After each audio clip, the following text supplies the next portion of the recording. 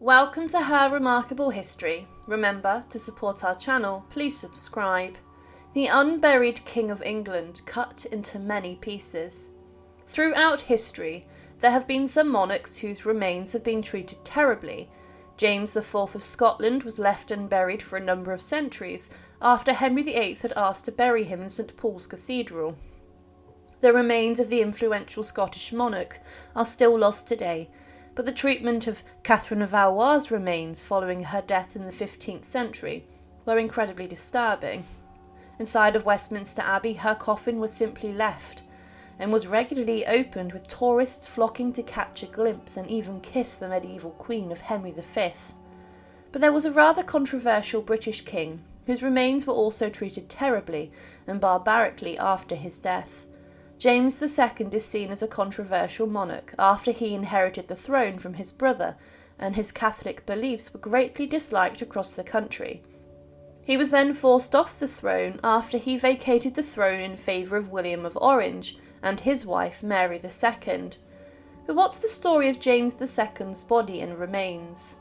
As mentioned, James II came onto the throne following Charles II, and he was the second surviving son of the executed Charles I and his wife Henrietta Maria. He was known from birth as the Duke of York, and lived in exile following the execution of his father at Whitehall. Charles I was beheaded following his trial after being accused of causing the English Civil War and of treason, but James went to live in France. He served in the Spanish army, and following the restoration of the monarchy, when his brother was invited back to the throne, he was then the heir presumptive. But at the time, it seemed unlikely that he would ever become king, as the merry monarch Charles II, it was believed, would produce a legitimate heir, but he never did this with his queen. He had many illegitimate children, but James II remained the heir throughout Charles's reign. He married Anne Hyde, the daughter of the king's chief minister, and no one at the time expected the prince to marry what was a commoner, despite the fact James had agreed to do so. But the couple married secretly and had 6 children, with the first dying in infancy, and only 2 daughters survived, Mary and Anne. Samuel Pepys wrote that James was fond of his children and being a father, and he played with them like an ordinary father, despite being a prince. James became Lord High Admiral, and he was also made the governor of the Royal Adventurers in Africa, or the Royal African Company. He commanded the Royal Navy during the Second Anglo-Dutch War, and remained Admiral of the fleet during the following conflict. He was given land in America by his father, and he was then, in the September of 1666, placed in charge of the firefighting operations of the Great Fire of London. It was said in particular, with his actions in fighting the fire, the Duke of York hath won the hearts of the people with his continual tiresome pains day and night in helping to quench the fire. But one of the main issues with James is that he was a strong Catholic. He converted in secret, and at the time in England there was a large fear of Catholics and their influence. James even refused to convert and gave up his job of Lord High Admiral. The King Charles II opposed his conversion, and he ordered his daughters should be raised in the Church of England ways. James then married a 15-year-old Italian princess named Mary of Modena, and many British people saw her as a spy for the Pope, and James's popularity continued to plummet. Many wanted him nowhere near the throne, and there was an assassination plot to kill Charles II and James to establish a republic, and this was known as the Rye House Plot, that resulted in many executions. But following Charles II's death, James II was installed as king. He and his Queen Mary were crowned on the 23rd of April 1685, but James did face rebellions from his nephew, the Duke of Monmouth, and another in Scotland. These were both serious threats, and he increased his army. James's Catholicism continued to cause problems, and he did make further unpopular changes to religion. But James II would be deposed in spectacular fashion. He learned that William of Orange would land and invade England. His wife had given birth to a Catholic son and heir named James, and this caused chaos, and there could be a Catholic dynasty imposed on the throne. William of Orange, the husband of James's daughter Mary, would invade and was invited to come to England. James lost his nerve and decided not to attack, and he was captured, and despite escaping, he would be forced to abdicate, and then William III and Mary II ruled following the glorious revolution.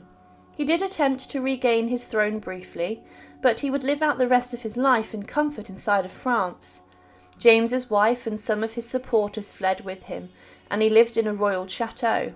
He was offered protection from his cousin, Louis XIV, but when the French king had peace with England established, he scaled down his help to James. In his final years he wrote saying how Catholics should have greater influence in England, but on the 16th of September 1701, James II died at the age of 67 from a brain hemorrhage. But what happened to his body was a bizarre and crazy story that led to his remains being placed seemingly in different parts of France. Now, following his death, his heart was removed and then placed inside of a silver casket, and this was then given to a convent in Chaillot. His brain was then removed and was kept inside of a lead casket, which was given to the Scots College in Paris. Also removed from his body was his intestines, which were then decanted and separated, and were placed into 2 gilt urns, and these were then given to Parish Church of St. Germain in En-Laye and the Jesuit College in St. Omer. Also cut from his remains and body was some skin from his right arm, which was then gifted to the English Augustinian nuns of Paris. So with all of his organs and certain parts of his body removed, there wasn't much of James II left. The remains were then placed inside of a lead coffin and sarcophagus, and these were transported to the chapel of St. Edmund in the Church of the English Benedictines in Rue de St. Jacques in Paris. Inside of this chapel his body was not buried, and the coffin was placed on a stand which was surrounded by candles which were constantly lit. It was hoped that his body would at some point be sent back to England, where it would be buried inside of Westminster Abbey with many other former kings and queens, but this would never occur. During the French Revolution, shockingly, James II's coffin was raided and ransacked, and the rebels stole lead inside of the coffin and defaced it. They did this to make lead bullets. One account was written that tells us what happened to James's body.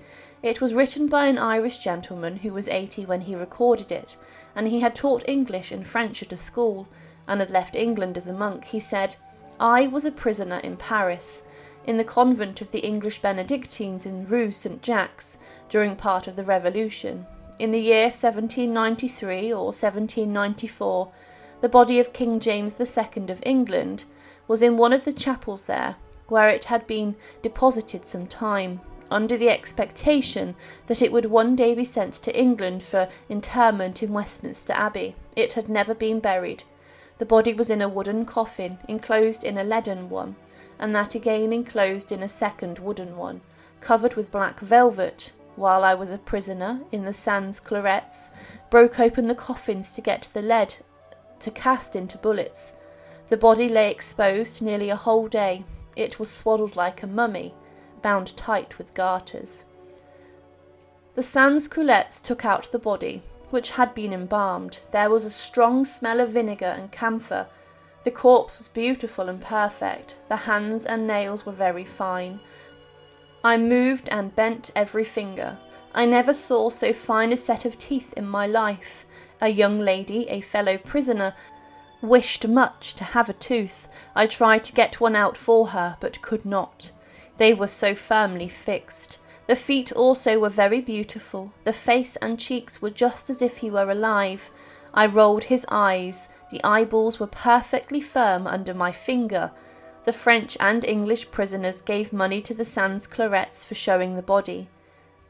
The crowd said he was a good sans-claret, and that they were going to put him into a hole in the public churchyards like some other sans-claret, and he was carried away. But where the body was thrown I never heard. King George IV tried all in his power to get tidings of the body, but could not. So James II was a controversial English monarch and king. However, he was forced off the throne in shocking circumstances. What was shocking was the treatment of his body and remains after his death, and that his organs were placed in many different parts of France. His remains would never be repatriated to the kingdom he ruled over for roughly 3 years, and he died in exile, having left his country. But today he is considered the unburied king that was cut into pieces. Thank you for watching, and to support, please subscribe to Her Remarkable History. Thank you.